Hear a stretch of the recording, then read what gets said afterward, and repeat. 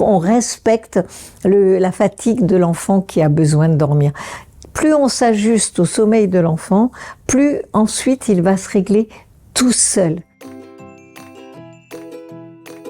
Bonjour, je suis Edwige Antier, pédiatre. Certaines d'entre vous me connaissent déjà. J'ai beaucoup travaillé pour vous toute ma vie. Et mon but, c'est vraiment que vous éleviez votre enfant en étant accompagné et en connaissant les bonnes pratiques pour qu'il se développe harmonieusement.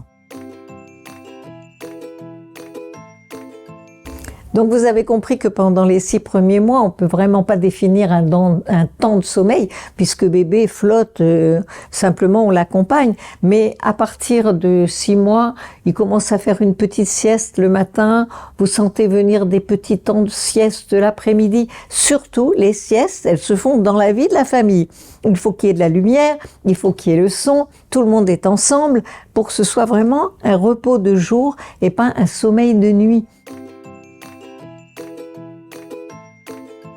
Donc vous installez le crépuscule en baissant la lumière, en commençant à raconter vos histoires, en lui donnant son doudou, en le berçant, et ainsi l'enfant prend l'habitude que l'activité se calme, ses parents se posent, et là il sent qu'il va rentrer dans le sommeil.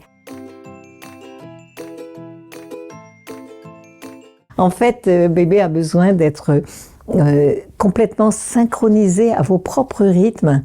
Et c'est pour ça qu'on va vous recommander de le garder dans votre chambre de parents de 0 à 6 mois. Et même l'Académie américaine de pédiatrie dit jusqu'à 1 an. Les premiers jours, les premières semaines, les premiers mois, ce n'est pas une question d'habitude, c'est une question de besoin. Et le bébé a besoin de dormir avec vous dans votre chambre. Ah, le cododo, quel débat! Parce qu'évidemment, quand on donne le sein, c'est bien d'être allongé dans son lit et de laisser bébé téter, et ça permet de parler avec papa, avec mamie, voilà, et de vivre sa vie en même temps pendant que bébé est content et tète, c'est quand même bien. Mais on vous dit attention, il ne faut pas vous endormir parce que vous risquez d'étouffer votre bébé. Alors c'est très compliqué. Et bravo à tous ceux qui installent un lit en cododo, c'est-à-dire un plan pour le bébé qui n'est pas avec vous quand vous dormez, mais qui est juste à côté. Voilà, c'est un compromis très bien quand il est tout petit. C'est à partir de 6 mois donc qu'il peut intégrer sa chambre, mais vous resterez attentif à ses réveils. Parce que s'il se réveille, vous ne le laissez pas pleurer, vous l'accompagnez, soit il a besoin d'un supplément de lait, soit il a besoin d'être un peu bercé. Vous savez, en fait, c'est très court ces années, hein, parce que votre enfant, il va grandir très vite, rassurez-vous. Donc, accompagnez-le dans son sommeil. N'hésitez pas à avoir un compromis. Là, il ne dort plus dans votre chambre, mais vous pouvez mettre un lit d'appoint dans sa chambre.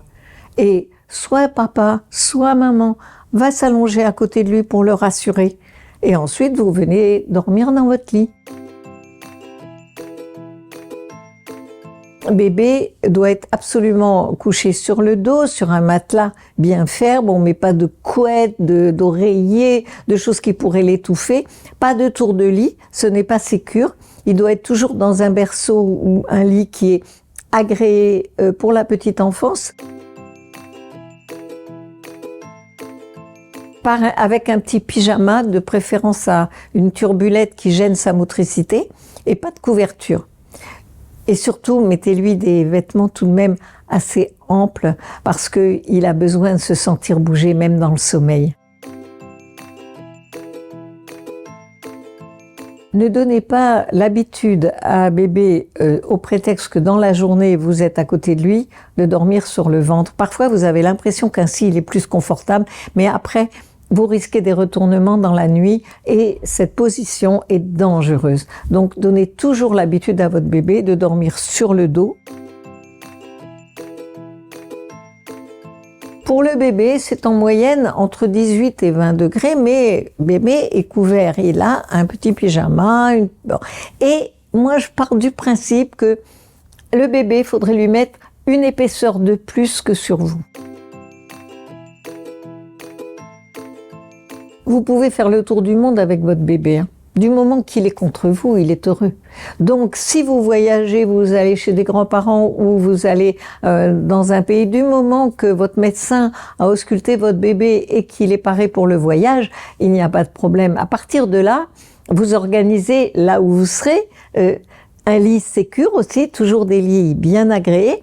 Et vous lui laisserez prendre son rythme, il peut être un petit peu en décalage horaire, perturbé par le contexte qu'il ne connaît pas. Du moment qu'il est avec vous, contre vous, et que vous l'accompagnez, et que vous ne le laissez pas pleurer, et que vous avez pris tout ce qu'il faut pour le nourrir, votre bébé va se recycler. C'est presque plus facile de voyager avec un petit de quelques mois qu'avec un enfant de 2 ans qui là commence à avoir lui-même des cycles plus déterminés que réellement synchronisés avec vous. Alors, lorsque nous vous donnons un calendrier de sommeil, c'est vraiment avec une grande marge. Il n'y a pas un temps normal. Laissez votre bébé s'endormir. Ce qui est mauvais, c'est de l'empêcher de dormir. Mais sinon, quand il n'a pas sommeil, ne le forcez pas à rester au lit. Ça, c'est terrible pour un bébé, sous prétexte que vous pensez qu'il doit avoir 1 heure de sommeil à tel moment, 2 heures. Non, on n'oblige pas à dormir un enfant qui n'a pas sommeil. Et par contre, on respecte la fatigue de l'enfant qui a besoin de dormir. Plus on s'ajuste au sommeil de l'enfant, plus ensuite il va se régler tout seul. Mais un enfant, ça ne se dresse pas, ça s'accompagne pour le sommeil aussi. Il faut accompagner le bébé dans son bien-être.